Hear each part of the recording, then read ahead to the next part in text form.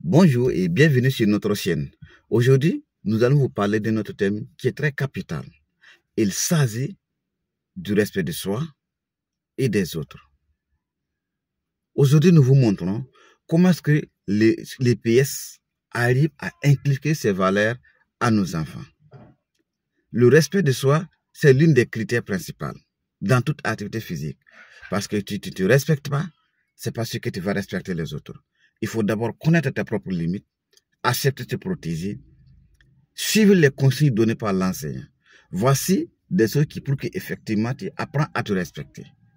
Et lorsque tu apprends à te respecter, par exemple, lors de l'échauffement, l'élève peut suivre des consignes pour bien se chauffer.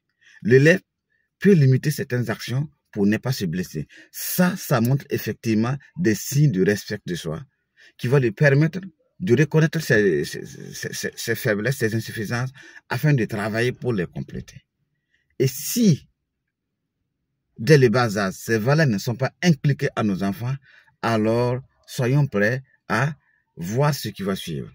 Maintenant, pour ce qui est du respect des autres, ça, c'est l'ensemble, en fait. Maintenant, on entre dans la société quand on parle du respect des autres. Il y a déjà des règles bien établies où l'enfant est appelé à respecter les autres en fonction des consignes déjà inscrites.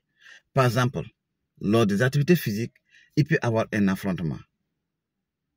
Une activité collective où chaque individu est appelé à respecter l'autre.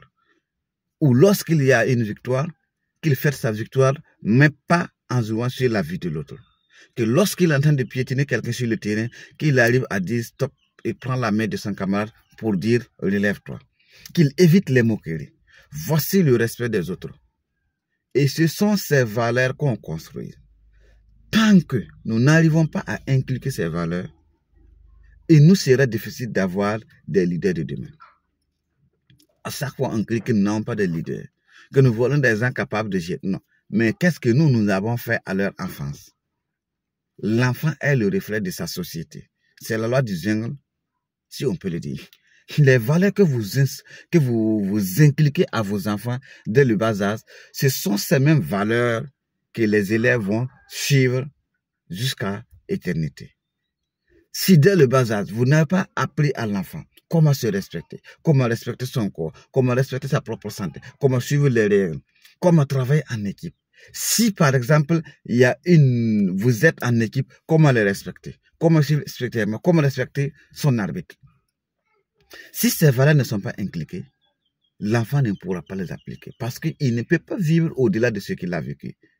C'est l'ensemble de ces expériences qui l'amènent à être un leader de demain, qui le façonne.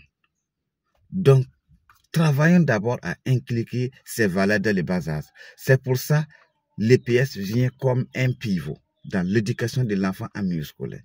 L'EPS vient comme un pivot qui donne les valeurs nécessaires, qui met l'enfant dans la pratique. Et ces valeurs sont transférables. Ce sont ce qu'on appelle les valeurs transversales. Au-delà de l'EPS, il y a ces valeurs qu'on peut appliquer dans la société. Les élèves se respectent au terrain. Et ce sont ces mêmes élèves qui vont se respecter dans le quartier, en classe, à la maison, dans leur service quand ils seront adultes. Des individus qui n'ont pas appris à se respecter, à se donner de la valeur, à s'excuser, à se demander des pardons. Ces élèves aussi ne pourront pas s'affirmer un jour quand ils seront à des adultes. Ce sont des gens qui auront des comportements antisociaux, pas des comportements prosociaux. Donc, c'est très capital. L'EPS, ce n'est pas juste pour les notes. L'EPS, ce n'est pas juste pour faire jouer les enfants en milieu scolaire. L'EPS a des valeurs transversales. Et ce sont ces valeurs-là que l'humain utilise pour être des adultes de demain. Donc, la question du respect de soi, la question du respect des autres, c'est ce qui est fondamental pour le développement harmonieux de l'individu dans sa société. C'est ce valeur que je voulais dire aujourd'hui. Et les vidéos qui vont suivre, on va encore parler d'autres valeurs. J'ai dit nous sommes en vacances, mais l'EPS n'est pas en vacances. On va travailler à éduquer. Au-delà du terrain, voilà ce que l'EPS façonne. Voilà ce que l'EPS donne comme exemple. Donc, on va toujours aller dans ce sens pour vous montrer exactement à quoi servent les pièces. À quoi servent les pièces. Les pièces, c'est pas seulement pour les notes. Les pièces vont au-delà de ça. Inculquer des valeurs à nos enfants. Merci bien et on se revoit à la prochaine pour une nouvelle vidéo.